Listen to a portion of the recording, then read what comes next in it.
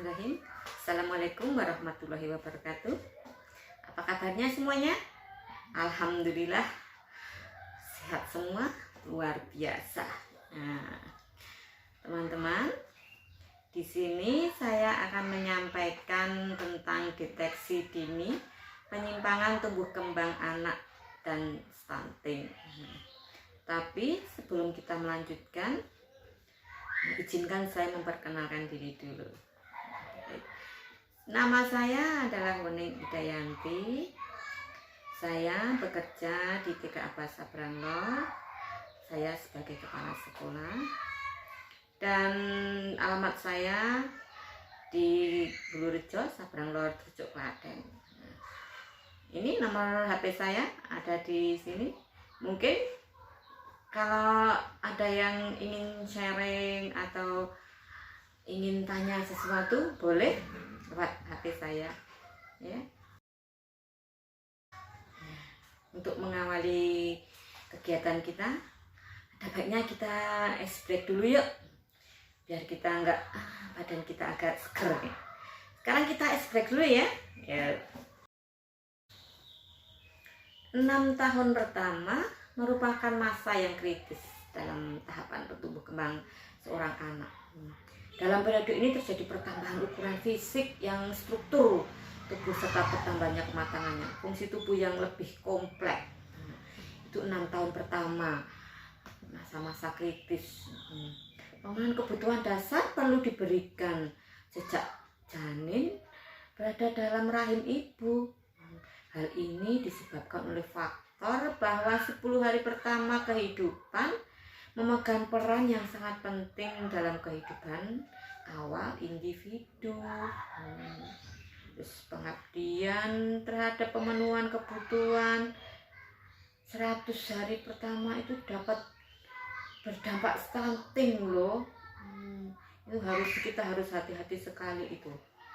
Upaya kesehatan yang dilakukan sejak anak masih dalam kandungan sampai usia 6 tahun tidak hanya ditunjukkan untuk mempertahankan kelangsungan hidupnya, namun juga meningkatkan kualitas hidup anak agar mencapai tumbuh kembang optimal, baik fisik, mental, emosional maupun sosial, serta agar anak memiliki kecerdasan majemuk sesuai dengan potensi genetiknya.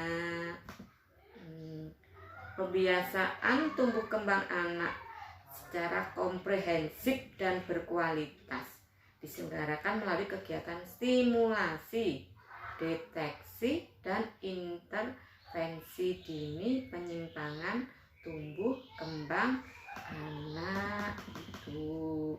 Lantas, tumbuh kembang anak, apa itu pertumbuhan? Apa itu perkembangan? Pertumbuhan, tumbuh kembang, tumbuh itu meningkat.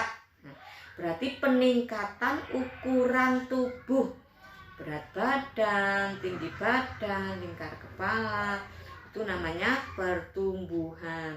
Lantas perkembangan, apa itu perkembangan? Perkembangan adalah peningkatan fungsi-fungsi individu. Ada sensorik, dengar, lihat, raba, rasa, cium, itu sensorik. Motorik, ada gerak, kasar, halus. Ada kognitif, pengetahuannya, kecerdasannya. Terus komunikasi, berbahasa, ada sosial, ada kemandirian. Nah, itu perbedaan dari pertumbuhan dan perkembangan. Sejak terjadi pertumbuhan dalam kandungan, seorang anak harus menunjukkan ciri-ciri pertumbuhan dan perkembangan. Terus itu menunjukkan ciri-ciri itu terus.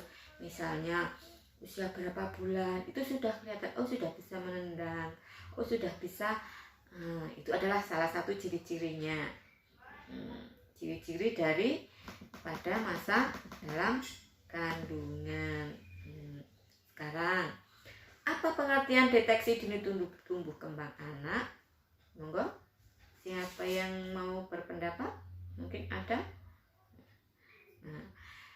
Deteksi dini tumbuh kembang anak adalah kegiatan pemeriksaan untuk memenuhi penyimpangan tumbuh kembang anak secara dini agar lebih mudah diinvestasi. Nah, diintervestasi. Maksudnya pemeriksaan. Ada pemeriksaan apa? Tadi ada berat badan, tinggi badan, tingkat kepala. Nah, itu adalah salah satu pemeriksaan. Lantas nanti bila ada penyimpangan, terlambat dideteksi, maka sulit untuk diintervensi dan akan berpengaruh pada tumbuh kembang. Biar ini misalnya ini berapa ini, kok tinggi badan sama berat badannya kok tidak seimbang. Nah, itu kan nanti bisa untuk dirujuk misalnya ke puskesmas atau ke bidan desa, ada apa yang kok seperti itu, kenapa, itu nanti bisa untuk diberikan ke.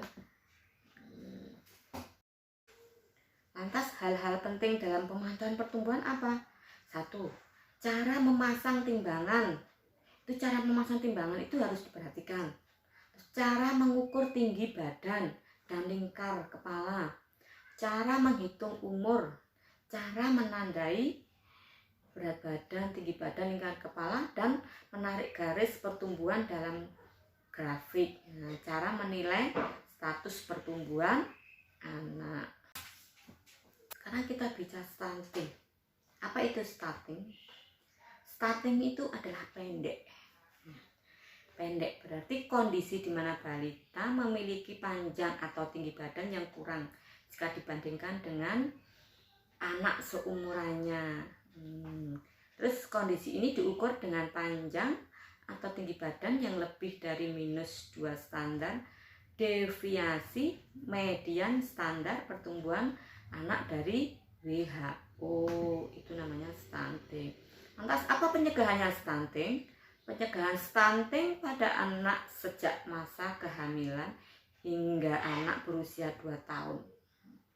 Itu harus dicegah. Nah, di sini ada gambarnya yang di dalam itu. Bisa dilihat itu gambarnya.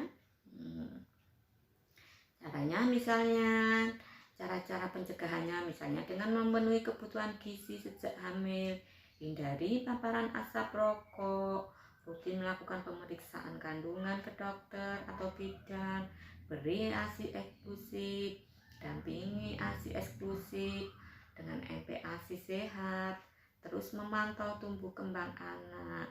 Nah, itu tadi cara-cara pencegahan penanganan guna mengurangi resiko anak mengalami stunting. Yuk, sekarang dikasih tugas. Tugasnya apa? Tugasnya tolong